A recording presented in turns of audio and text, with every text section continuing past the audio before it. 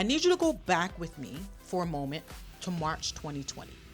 The world shut down. We all remember it. Businesses were closed overnight. Schools went virtual. That was a hot mess, by the way. People lost their jobs. They lost income. They lost loved ones. The government declared a national state of emergency, and everything went into survival mode. Now, in the middle of all that chaos, the IRS still expected people to file their tax returns, still expected payments, still expected estimated payments, quarterly payments from business owners and self-employed people. And when people could not meet those deadlines because they were dealing with a global pandemic, the IRS charged them penalties for being late, failure to file penalties, failure to pay penalties, underpayment penalties, interest, all of it stacked up quietly while people were just trying to survive. Now, to be fair, the IRS did offer relief during COVID. They announced limited programs to help taxpayers, but here's the problem. The relief they offered was not nearly as broad as what the law actually required. And one taxpayer decided to do something about it. And by the end of this video, you're going to know exactly whether this applies to you and what you need to do before the deadline passes. Hello, I am Shanta Thomas, enrolled agent, tax strategist, and the go-to for turning IRS problems into IRS wins. So the person who decided to do something about this, his name was Kwong. And his case, Kwong versus United States, was decided on November 25th, 2025 by the U.S. Court of Federal Claims. Back in 2019, before COVID even existed, Congress passed a law called Section 2508A, big A. This law said that during a federally declared disaster, certain tax deadlines are automatically suspended. Not by the IRS's choice, not the IRS's discretion, automatically by law. The suspension would last the entire duration of the disaster, plus 60 days. Now, here's where it gets important. COVID-19 was declared a national disaster on January 20, 2020. And the disaster went until May 11th, 2023, plus 60 days, which takes us to July 10th, 2023. According to the federal tax deadlines were automatically suspended from then, January 20th, 2020 to July 10th, 2023. That is 3 years and a half. So many tax returns filed during that window could not be late. They were legally on time. Any payment made during that window, not late, legally on time. Any penalty the IRS charged during that window for being late, according to the court, should not have been charged at all. The IRS have been interpreting that law narrowly.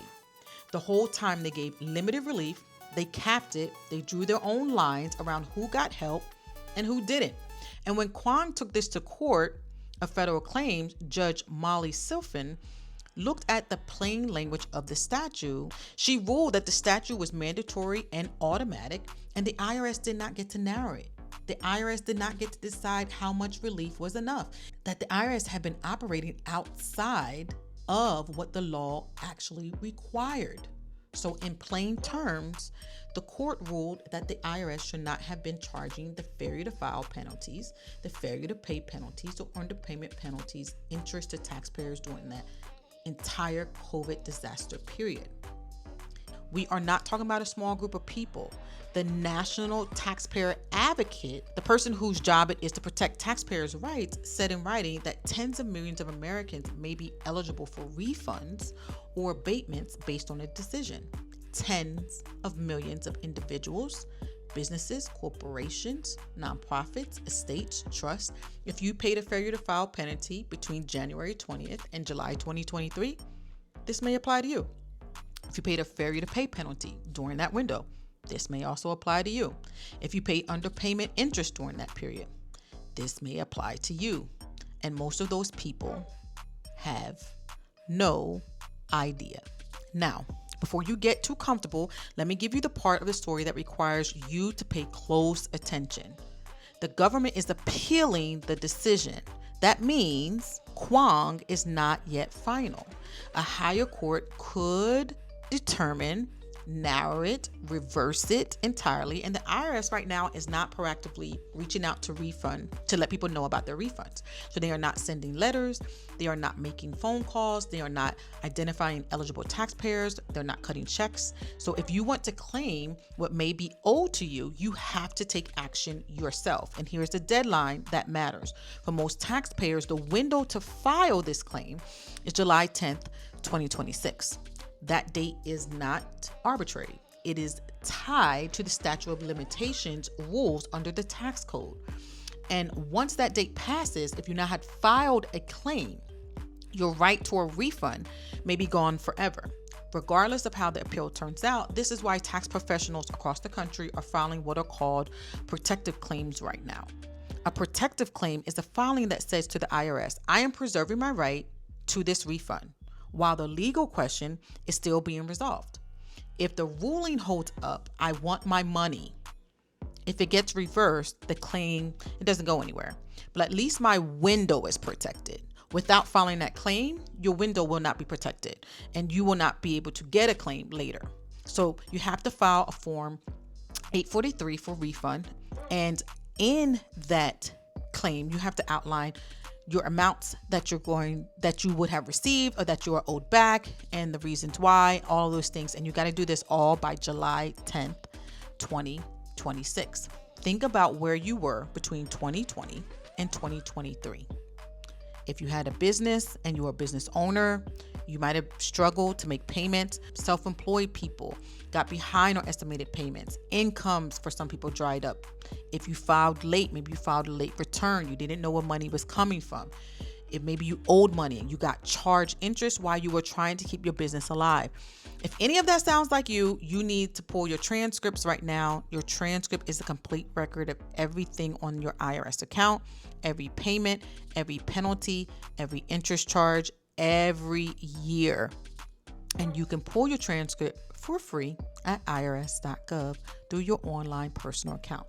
Now, what you're looking for is a penalty or interest that was assessed or accrued during January 20th, 2020 and July 10th, 2023. The tax years affected 2019, 20, 21, and 22. But even if your original tax obligation was before January 2020, penalties and interest still accruing into that window may also apply. So we're telling people to make sure they include those. Amounts vary widely depending on your situation. For someone with a small balance and minimal penalties, it might be a few $100s. For a business that was hit hard from COVID, it might be tens of thousands, even hundreds of thousands of dollars. I actually have a client recently who's about $40,000 right now. This is not a loophole. This is not a trick. It's a federal court that looked at this at what Congress was actually wrote into law and said that the IRS exceeded its authority. That is the system working the way that the system is supposed to work. And for once, it is on the side of the citizens. Rarely do we get to see the system do what it's supposed to do. In this case, it is. So here's exactly what I would do if I was sitting in your shoes. Step 1, pull your transcripts. You can go into your IRS account. You can do that for 2019 to 2020. Look at every penalty, every interest charge that would have been in there during that period, January 20 through July 2023. Step 2, evaluate whether the amounts are significant enough to pursue it. So as a general rule, if your combined penalties and interest from that period total $1,000 or more, I would say it's worth it. You might decide if it's less, you still want to go after it. You can calculate the amounts, add them all up. Make sure you don't just put anything down. Then you have to file Form 843 and make sure you include the specific years, the penalty types, the dates, the statement connecting your situation. And you got to send them by certified mail. Very important. Make sure you have a record that it was sent. One of the things to know when you're filing that Form 843 is you have to go in and make sure for each year, each type of claim, you have to include them all on a different form. You have to also make sure you mail all the forms separately. So make sure for every situation, you're just separating the type of penalty, the year. So you could have penalties for 2019 and then you can have penalties for 2020.